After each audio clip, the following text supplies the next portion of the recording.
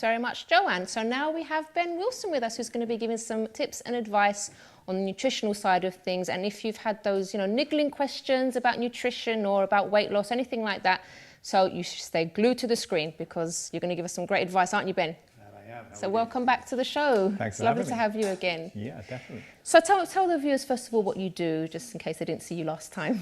I basically help people get in shape, get the goals, get the body that they want. And we do that through a combination of looking at thinking patterns in the mind, exercise and nutrition. Because to get your goals realistically and to be able to keep them, you're going to have to work on all three areas. Because as I'm sure you're aware, most people make a little bit of progress, then back to where they started. They never get the actual results, the actual body that they want to achieve. Okay. And are your clients mainly men or women? I'd probably say it's about 60% women, 40% men. So it's almost split down the middle, a tiny bit more perhaps on the women's side, but it's fairly even distribution. Okay then. And what is the number one complaint that women come to you with? Yeah, number one is trying to get rid of the arms, body fat on the arms, excess body fat basically, trying to get back to that dress size.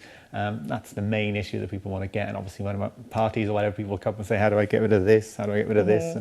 And so forth. So that's the main issue we have. Okay. Now, in dealing with so many women on a daily basis, because the show is about women's work, why do you think women put themselves down so much, from what you've seen? I think it's very tough in, rightly or wrongly, society judges women on looks, and I think a lot of women feel that sort of pressure.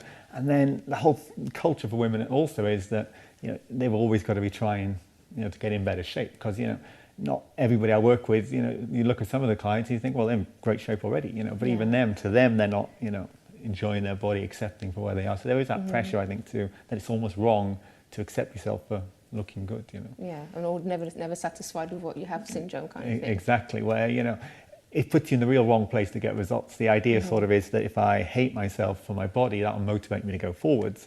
That doesn't really work. It'd be better to accept yourself for where you are and be inspired to get to that next level. That's a good way of looking at it. Because the moment you feel you have to achieve something, it's almost like your parents telling you to do something, you immediately resent back towards it. And this is the problem with, if I have to lose weight because society wants me to get a partner or keep a partner or whatever, that just gives you a lot of resentment. So that perhaps you want to eat right, perhaps you want to exercise, but that's enough to make you sort of fight back against it. You see what I mean? Yeah. And talking about weight loss now. Yeah. Now, I was reading something on your website that you don't necessarily agree that it's all about calories and calorie counting and stuff like that. So how do you help people then if they want to reach like a weight loss goal? Well, definitely. There's, calories are part of the picture, but it's not the whole picture, and that's what people need to understand. And if we're eating too much food per se, that's going to cause trouble. If we're eating too little food per se, that's going to cause trouble on the other end because you're going to get food cravings. Or if you're really motivated, as the doctor was talking about before, if you're really cutting calories, it does have trouble effect on the body. So, what we have to do is make sure we're getting that nutrition in the right place. But what I do when I work with people nutrition-wise is tuning in to the reactions you get post-eating from your body, because your body's going to tell you everything you need to know, but you just got to be wise enough to listen to it, and this is what most people aren't doing. So it might be January, we start a new diet, and then I'm starving, hungry, craving, no energy. Well, that's your body telling you, hold up, something's not quite right here. And it could be you're pretty close, but unless you add that last 20%, you just won't get the results in that respect. And obviously one thing may not necessarily work for another person, would it? That's another big problem we get. We're all told that it's one size fits all, but the whole basis of my approach with people is that you can have wildly different needs from one person to the next. So, this is why out there's all those contradictory diets. You might be following a vegetarian diet thinking it's healthy, and then somebody will come along following an Atkins diet and he'll say, I got great results, or she'll say, I got great results.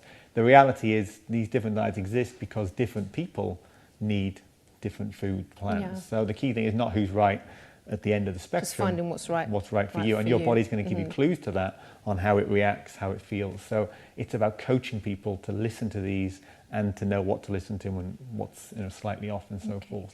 And can you give us some of your top tips on how to become healthy? Well, healthy, again, if we're talking the nutrition side of things, it obviously comes from where, people always want, what's the advice? Well, it comes a little bit from where you're at right now. If you're, eating a normal diet that most people eat, then it's probably going to have too little protein in it because most people don't eat enough protein. If you're on a healthy diet, then most people are probably undereating on fat, probably undereating on carbohydrates. So they have to actually, because they're trying to eat like lettuce all day long and wonder why they're starving, you know. So for them, it's about, again, changing things up. So, you know, food-wise, I would say it's just about tuning into your body. So stop putting your head in the sand and ignoring those cravings. Go back to your meals and start manipulating it to find what's going on. Can I ask what you have for breakfast?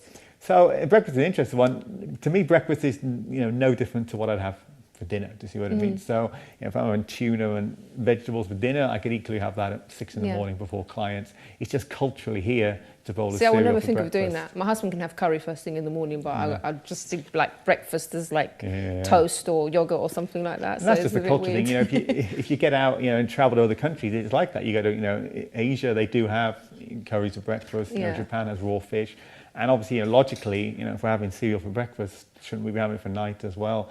But no, it's a cultural thing. So for a lot of people, cereal's like their worst meal of the day, and they're having it 7 days a week, and then they wonder why Saturday night and Friday night is causing so much trouble. Well, it's already the ninth meal you got wrong, not the first of the week, and this is the approach. So, you know, for me, breakfast is no different to dinner, but it does take a little bit of transition. I've been doing this for years, but for other people, it takes that transition over.